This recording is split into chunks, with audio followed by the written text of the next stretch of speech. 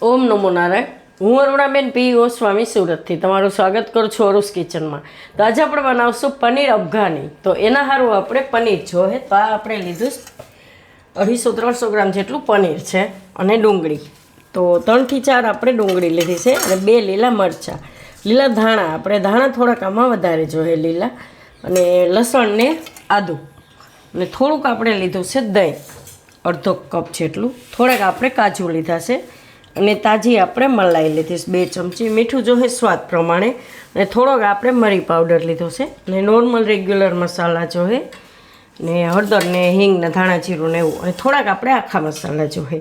તેલ જરૂર પડશે. બસ આટલી જ વસ્તુ આપણે જરૂર પડશે. તો પહેલાં આપણે આ પનીર છે એને ટુકડા કરી લેવું.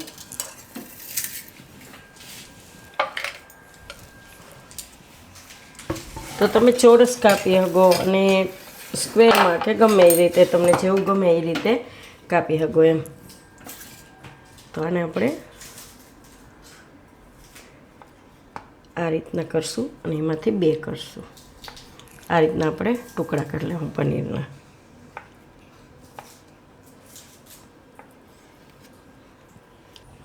તો પનીર આપણે આ રીતે ટુકડા કરી લીધા છે. તો એને લઈ લેવું આ રીતના એક વાસણમાં.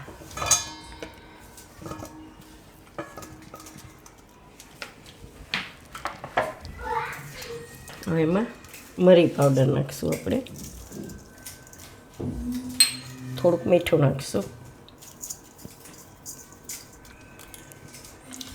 થોડાક લીલા ધાણા નાખીશું આમાંથી.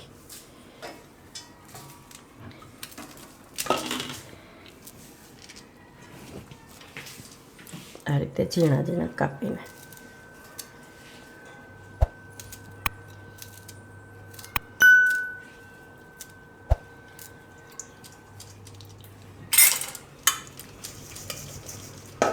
થોડુંક આપણે એમાં દહીં નાખીશું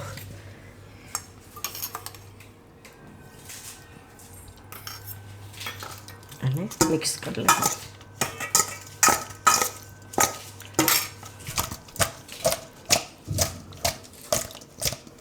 આ રીતનું આપણે તૈયાર કરીશું. હવે આપણે આ એક તવી લીધી છે, ગેસ ચાલુ કરશું. આમાં આપણે તેલ નાખીશું થોડુંક.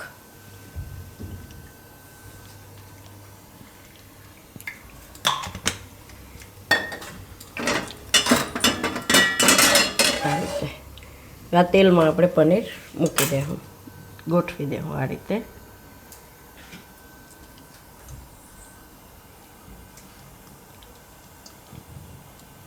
અને ફ્રાય કરવાનું છે આપણે. તો થોડુંક તેલ નાખવાનું, 2 બાજુ ફેરવીને આપણે એને બનાવી લેવું.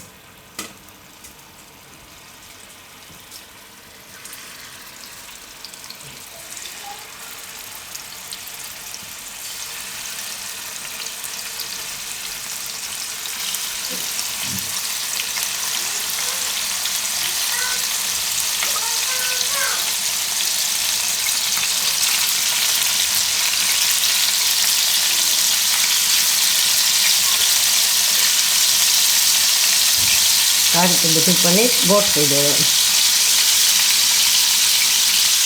એક બાજુ થઈ જાય પછી ફેરવી લેવાનું, બીજી બાજુ એને શેકી લેવાનું.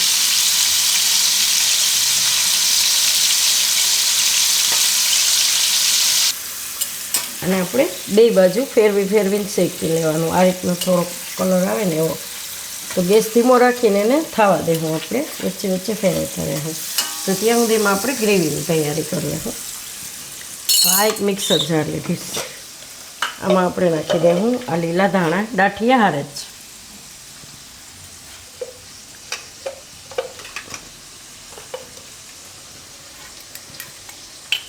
આમાં આપણે નાખી દેવું હવે મરચાં,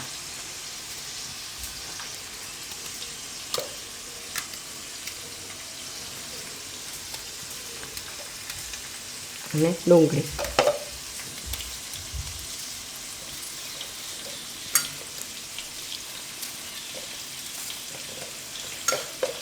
તો એકવારમાં હમાય તો ભલે, નહીં તો 2 વાર એને થોડુંક ફેરવીને પછી પાછું પીસી લેવાનું. આમાં આપણે નાખી દેવું લસણ અને આદું.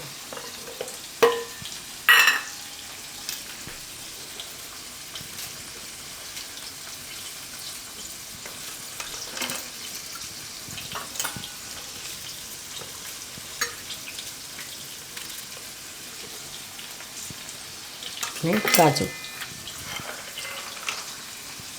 પહેલાં આને થોડુંક ફેરવી લેવું. જરૂર પડે તો થોડુંક પાણી નાખી દેવાનું.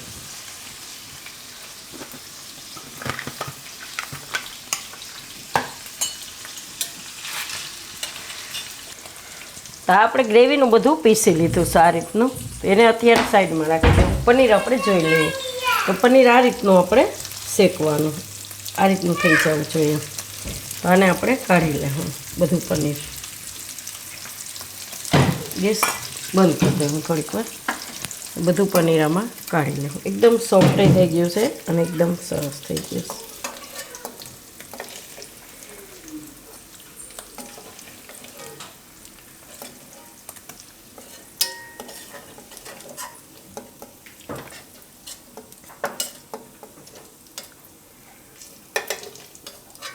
આ રીતના.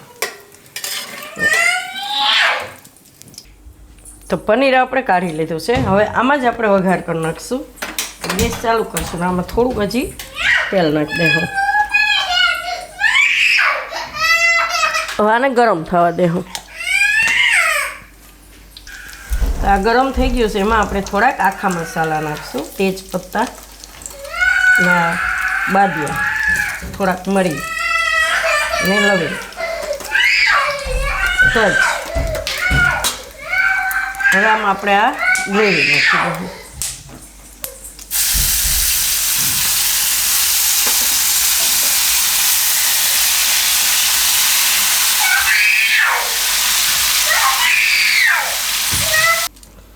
અને આમાં પકાવશું આપણે. તો થોડુંક પાણી નાખીને આમાં આપણે મિક્સ કરીને નાખી દઈએ.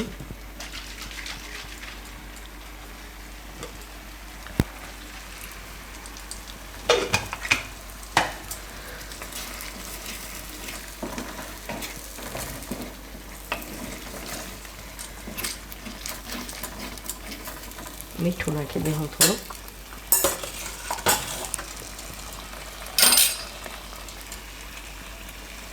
સ્વાદ પ્રમાણે મીઠું. થોડુંક ધાણા જીરું અને થોડીક હળદર અને થોડુંક લાલ મરચું.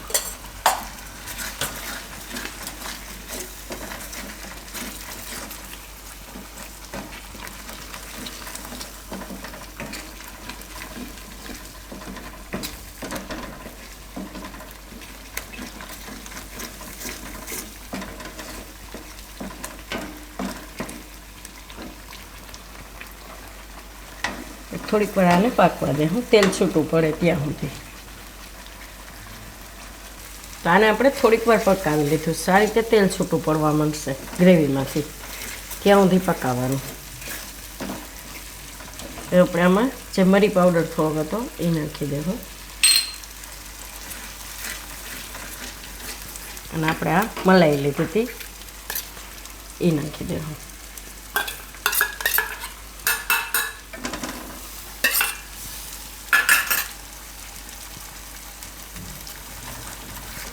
એકદમ મસ્ત લાગશે ગ્રેવી આની.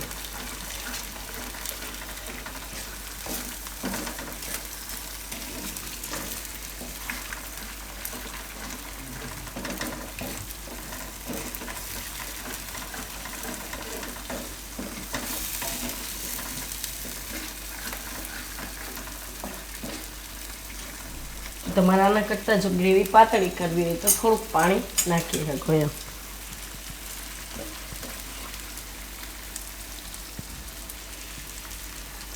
તો હવે આમાં આપણે નાખી દઉં પનીર.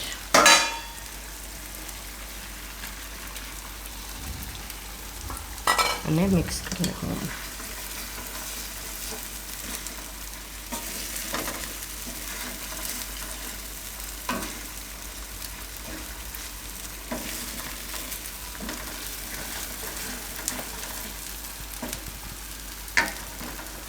ગેસ બંધ કરી દેવું. હવે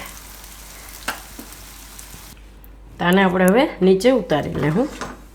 એકદમ મસ્ત લાગે છે ટેસ્ટમાં. ધાણા ભાજીનો બહુ સરસ સ્વાદ આવે છે. તો આને આપણે સર્વ કરી લેવું. બહુ ઓછા મસાલાથી બને છે અને સરસ લાગે.